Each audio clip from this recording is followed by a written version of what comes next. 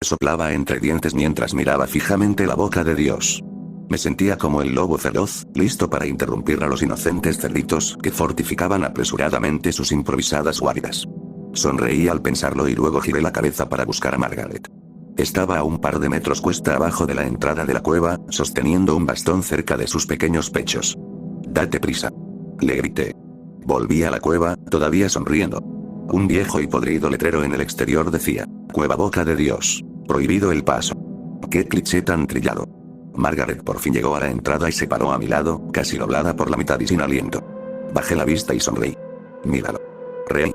La Boca de Dios. ¿Dónde está el ano de Jesús?». Me reí entre dientes. A Margaret no le hizo tanta gracia. «Dame la maldita botella de agua», dijo exasperada. La botella abierta rozó sus labios, y por un momento sentí cierta paz al verla beber. De hecho, retiro lo dicho. Me refiero al comentario de paz. Era más bien una sensación difícil de definir, pero me conformaba con un agradable contento. Contento parecía ser una de esas palabras que se manifiestan cuando las palabras naturales y humanas parecen fallar. De nuevo, un cliché, pero me sentí bien al sentir una extraña y confusa felicidad por una vez. Suspiré y encendí mi linterna. Apunté hacia la cueva. Negra. La Boca de Dios. Esto parecía la antítesis del Espíritu Santo. Me volví hacia Margaret. ¿Lista?, pregunté. Por fin se había puesto de pie. Asintió. Le di una palmada amistosa en la espalda y entramos en la Boca de Dios. El interior no era muy distinto del anticipo que había vislumbrado afuera con mi linterna. Oscuro, lúgubre y de una negrura infinita. Parecía extenderse sin fin, sin importar cómo colocara la linterna. El terreno rocoso era húmedo e imponente. La última luz natural desapareció lentamente tras Margaret y yo a medida que nos adentrábamos cada vez más. Me pareció extraño lo suave y cautivador que parecía el mundo a mi alrededor, a pesar de que las estalactitas, estalagmitas y otras formaciones rocosas eran tan irregulares. Parecía que incluso entre los afilados dientes de Dios podría tumbarme y descansar allí para siempre. Era cómodo. Al parecer, Margaret no estaba de acuerdo. Temblaba incómodamente bajo mi brazo. Arqueé las cejas. ¿Necesitas tu abrigo?, pregunté. Intenté mirarla y hacer que la comunicación no verbal fuera lo más explícita posible hasta que me di cuenta de que estábamos perdidos en la negrura de la boca. Me mordí el labio y esperé, pero no respondió. Caminamos en silencio un par de minutos. Se detuvo y permaneció inmóvil. Yo también me detuve. «¿Qué demonios estamos aquí?», dijo. Parecía irritada. Me encogí de hombros, más para tranquilizarme que a ella, y me puse la linterna bajo la cara. Sombras afiladas me oscurecían la mitad del rostro, la otra mitad iluminada por una máscara horrible. «¡Qué miedo!», grité, riendo entre dientes. No se movió. Suspiré. «Pensé que querías ir», dije. Noté cómo mi voz resonaba en las paredes de la cueva a cualquier volumen. «O sea», empecé de nuevo, rascándome la barbilla, «dijiste que querías ir a ver la naturaleza en nuestras vacaciones. Y sí que te impresionaste cuando te conté de mi visita a Mammoth Caves hace un par de años. Así que...». Mi voz se fue apagando. Aún podía sentir su irritación. «No», dijo. Fruncí el ceño. «No, tú querías ir aquí. Yo quería ir a la playa o algo así. Pero no, a una cueva». «¿A una cueva, Nathan?». Ahora sonaba más como el lobo feroz. «Sé que tienes una extraña obsesión con la espeleología o algo así, pero no quiero que me arrastren a eso. No me malinterpretes, me encantaría ir de viaje y disfrutar de la naturaleza y el aire fresco, pero esto», podía oír sus brazos agitarse y gesticular en el aire denso. «Esto es aire de cueva, no aire fresco. Este aire está prácticamente fermentando. Además, ¿no es ilegal? ¿Podemos irnos, por favor?». Los dos nos quedamos allí parados. El único sonido que se oía era la electricidad en el aire, sofocada por la humedad. Finalmente, empecé a caminar. No oía a Margaret seguirme, pero seguí adelante. «Entonces, Nathan», dijo, «detente. Por favor, detente». Así que me detuve. «Lo siento», dijo. La oí acercarse. «Estoy cansada y no estoy acostumbrada a correr, trepar y cosas así. Simplemente estoy cansada». «No pasa nada», dije. Me agarró del brazo. «De verdad. No pasa nada». Negué con la cabeza. «¿Por dónde se sale?». «No me acuerdo». Sentí que Margaret se detenía. Ninguna de las dos lo recordaba. De alguna manera, en la confusión de nuestra discusión, había olvidado hacia dónde nos movíamos. Idiota, pensé, debería haber traído una maldita cuerda o algo para arrastrarla desde la entrada de la cueva. Tenía que actuar, así que sin pensarlo mucho, giré 180 grados y dije: «Por aquí». Caminamos durante lo que parecieron horas. Tenía los pies cansados y doloridos, y oía los gemidos de Margaret detrás de mí. Me agarró la mano con fuerza. Me sentí fatal. Era culpa mía. Entonces, me quedé paralizado. Oye, dije, extiende la mano. Siente esta roca. Podía oír la palma desnuda de Margaret presionando contra la piedra. ¿No está esto anormalmente caliente?, pregunté. No dijo nada. Empecé a recorrer la pared, tanteándola mientras iluminaba con la linterna. De repente, sentí un dolor agudo en la cabeza cuando el techo de la boca de Dios tocó mi cuero cabelludo. ¡Ay! ¡Mierda!, grité. «Oh, Nick, ¿estás bien?», preguntó Margaret. Parecía estar al borde del pánico. «Estoy bien», dije. «Cálmate, por favor. Saldremos de aquí pronto, te lo prometo». Empecé de nuevo, apuntando mi linterna hacia arriba para ver el techo. Parecía cada vez más estrecho. Era extraño. «Oye, Margaret, cariño», dije apretando los dientes, «creo que tenemos que dar la vuelta». Margaret suspiró a mi lado. De nuevo, caminamos un buen trecho. Esta vez mantuve la linterna apuntando hacia arriba. Efectivamente, el espacio en la cueva parecía hacerse cada vez más pequeño. Si hubiera quedado alguna luz resonante en la boca de Dios aparte de mi linterna, estoy seguro de que Margaret habría podido ver el blanco de mis ojos, expandiéndose en pánico. Estábamos completamente perdidos.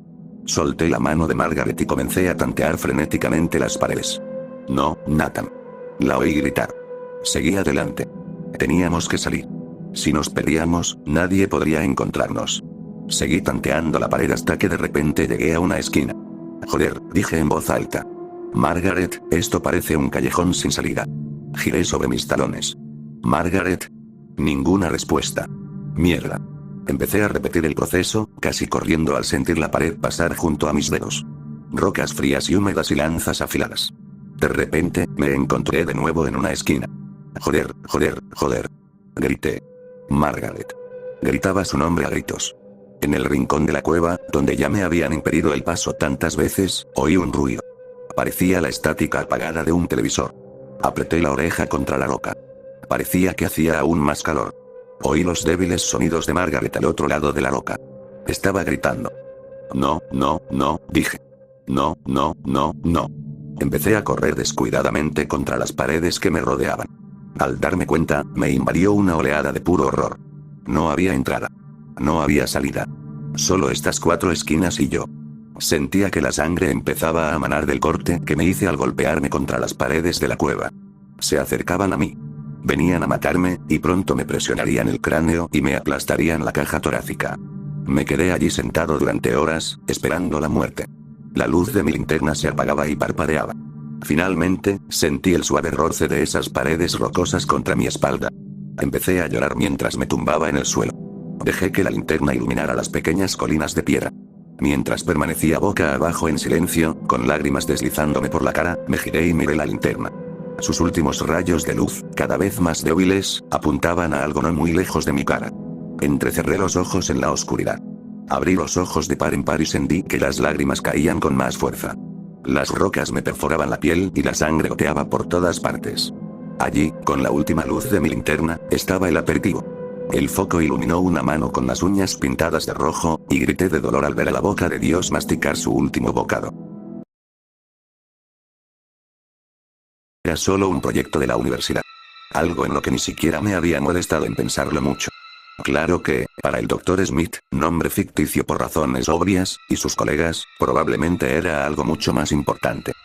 Yo simplemente lo tomé como un mérito extra, aunque si hubiera sabido lo que iba a pasar, me habría mantenido lo más alejado posible del proyecto. El Dr. Smith era profesor de teología, aunque ya había incursionado en muchas áreas. Fue así como se le ocurrió la idea de este nuevo proyecto. Tenía mucha curiosidad por ver cómo había evolucionado la religión a lo largo de los tiempos. Si bien una cosa era revisar registros históricos y ver cómo evolucionaron los conceptos de religión de la civilización, él quería ver las cosas desde cero. Estoy seguro de que has oído hablar de otros proyectos de IA, como imágenes generadas por IA y cosas así, posiblemente incluso lenguajes generados por IA que no tienen sentido para los humanos.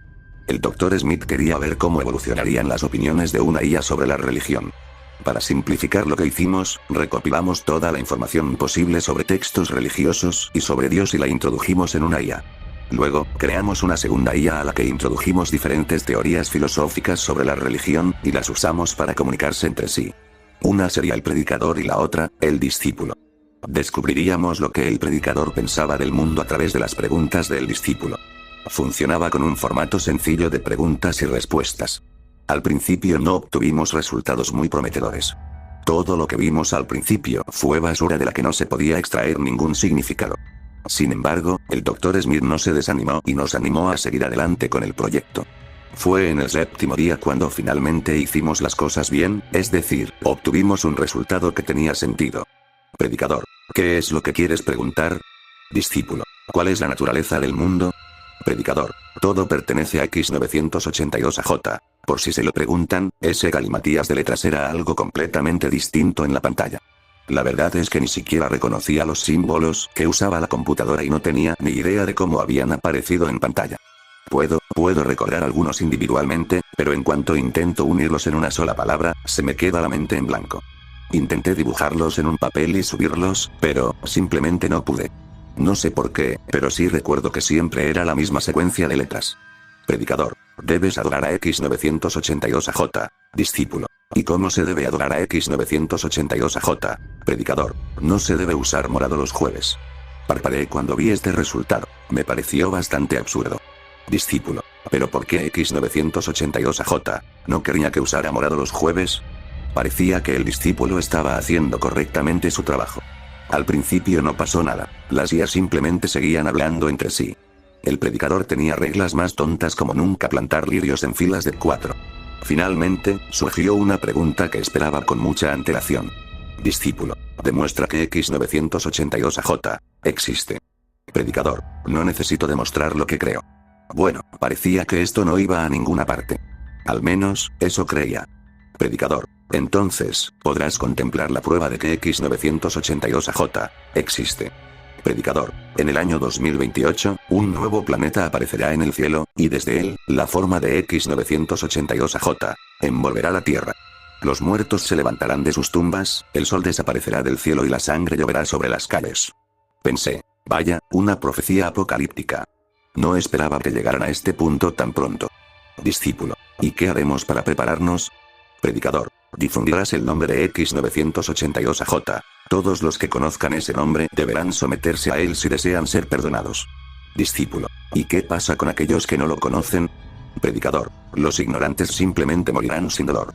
Quienes conocieron este nombre pero no se sometieron, serán torturados por la eternidad, incluso después de su muerte. Y quienes lo conozcan lo difundirán. De lo contrario, serán culpables de los más graves pecados y estarán sujetos a los círculos más bajos del infierno. Solo quienes se sometieron a los caprichos de X982AJ serán perdonados y se regocijarán. Discípulo: ¿pero dónde está la prueba de esto? Predicador: todos aquellos humanos que han leído este guión morirán en una semana si no difunden la palabra de X982AJ, tanto como pueda. Discípulo: ya veo. Entonces deberían tener cuidado. Dejé de leer en ese momento, confundido. Esto tomó un giro bastante macabro, y se lo comenté al Dr. Smith, quien se encogió de hombros y dijo que era de esperar. Y lo habría ignorado si no hubiera sido por las muertes. La doctora Smith falleció en un accidente automovilístico al día siguiente. Otra trabajadora se cayó por las escaleras y se rompió el cuello. Uno tras otro, todos murieron. En total, 16 personas, aparte de mí, todos los que habían leído el guión, lo sabían, todos encontraron su fin. Excepto yo. Y la semana casi termina. No tengo más opción que prevenir que curar. Estoy difundiendo la noticia de ese Dios que mencionó la IA tanto como sea posible. Y ahora, permíteme recordarte que tú también conoces ese nombre. Y aunque no eres miembro del grupo original que leyó ese guión, ahora también tienes el deber de difundirlo lo más que puedas. De lo contrario, después de todo, el día del juicio final pronto llegará. ¿Y quieres arriesgarte a lo que te pueda pasar? Yo, desde luego, no.